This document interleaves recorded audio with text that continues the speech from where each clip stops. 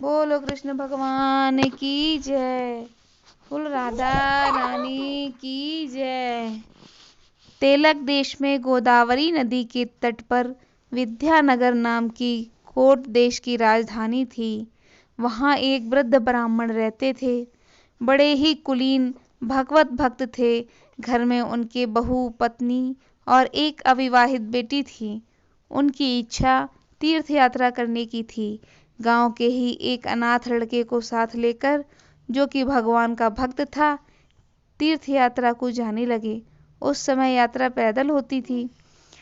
यात्रा में युवक ने उस वृद्ध की खूब सेवा की। उनकी सेवा से प्रसन्न वृद्ध ने वृंदावन पहुंचने पर गोपाल जी के मंदिर में कहा, बेटा, तूने मेरी बहुत सेवा की है।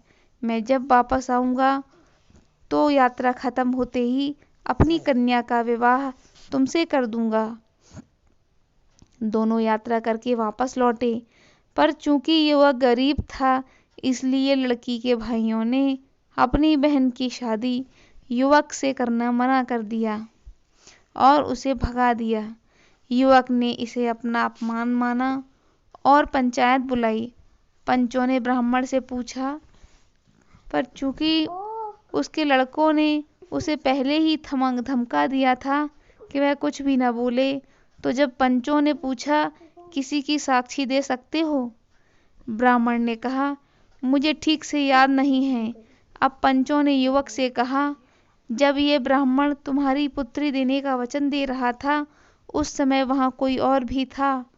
तुम किसी के साक्षी दे सकते हो? युवक ने कहा, गोपाल जी के सामने ही इन्होंने कहा था। गोपाल जी को छोड़कर और कोई मेरा साक्षी नहीं है। एक वृद्ध ने पंच ने कहा, तो क्या तुम गोपाल जी को ला सकते हो गवाही देने के लिए? युवक ने कहा, हाँ, ला सकता हूँ। ऊपर लाने के बाद इन ब्राह्मण को अपनी बेटी का विवाह मेरे साथ करना पड़ेगा। सबने सहमति दे दी कि कभी मूर्ति भी गवाही देने को आती है क्या? युवक भगवत भक्त था, इसलिए वह अब वापस वृंदावन गया और गोपाल जी के सामने रोने लगा। गोपाल जी ने प्रकट होकर कहा कि वे उसकी गवाही देने उसके साथ चलेंगे, पर अगर रास्ते में उसने पलट कर देखा तो वे वहीं स्थिर हो जाएंगे। युवक ने कहा, पर मुझे पता कैसे चलेगा कि आप मेरे पीछे पीछे आ रहे हो? भगवान ने कहा, मेरे पैरों में पायल की आवाज आती रहेगी। नगर के समीप पहुंचकर उसने सोचा कि एक बार देख तो लूं, भगवान मेरे पीछे आ रहे हैं या नहीं। यह सोचकर युवक ने पीछे पलट कर देखा। गोपाल जी वहीं स्थिर हो गए और बोले, अब यहीं रहूंगा, यहीं से साक्षी दूंगा, तुम सबको यहीं बुला लाओ। पर युवक का काम हो चुका था। गोपाल जी का श्री विग्रह, जिसके लिए पैरों चलकर इतनी दूर आया, उसे कन्या देना किसी के लिए भी परम सौभाग्य की बात थी। उससे गवाही अब कौन मांगता? उस समय उड़ीसा के राजा पुरुषोत्तम देव थे। वे विद्यानगर के राजा की राजकुमारी से विवाह करना चाहते थे, पर उन्होंने मना कर दिया। इस पर उड़ीसा के राजा ने विद्यानगर पर चढ़ाई कर दी और साक्षी गोपाल जी ने पुरी पधारने की प्रार्थना की। भगवान प्रसन्न होकर पुरी पधारे और वहां श्री जगन्नाथ जी के मंदिर में स्थापित कर दिया। पर जगन्नाथ जी को जाने वाला सब भोग गोपाल जी पहले ही लगा लेते हैं। इससे श्री जगन्नाथ जी ने स्वप्न दिया, जिससे गोपाल जी का जगह तो सत्यनारायण भगवान की मूर्ति स्थापित हुई और गोपाल जी पुरी से 15 किलोमीटर दूर सत्यवादी ग्राम में पधाराए। तब से वहीं विराजमान हैं। यहाँ मंदिर के पास ही चंदन तालाब है, जिसमें स्नान करके बाद ही गोपाल जी के दर्शन किए जाते हैं।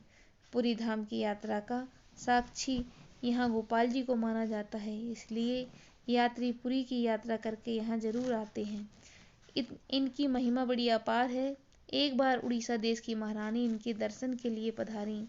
इनकी मनमोहनी बांकी झांकी देखकर मुग्ध हो गईं। उनकी इच्छा हुई कि यदि भगवान की नाक में छिंदी होती तो मैं अपने नाक का बहुमूल्य मोती भगवान को पहनाती। भगवान ने स्वप्न में कहा, तुम्हारी मनोकामना पूरी होगी। पुजारियों को पता ही नहीं कि मेरी नाक में छेद है। अगले दिन महारानी ने पुजारी से कहा। अब पुजारी ने देखा तो सचमुच भगवान की नाक में छेद था। महारानी ने बड़े प्रेम से वह बड़े बहुमूल्य मोती भगवान की नाक में पहना दिए। तो दोस्तों, साक्षी गोपाल के वृंदावन छोड़कर पुरी जाने की वजह ये थी किस प्रकार से साक्षी गोपाल वृंदावन से पुरी पहुंची। यह कहानी हमने आपको संक्षेप में सुनाई है।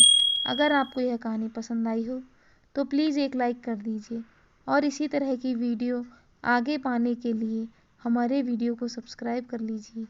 नमस्कार, धन्यवाद।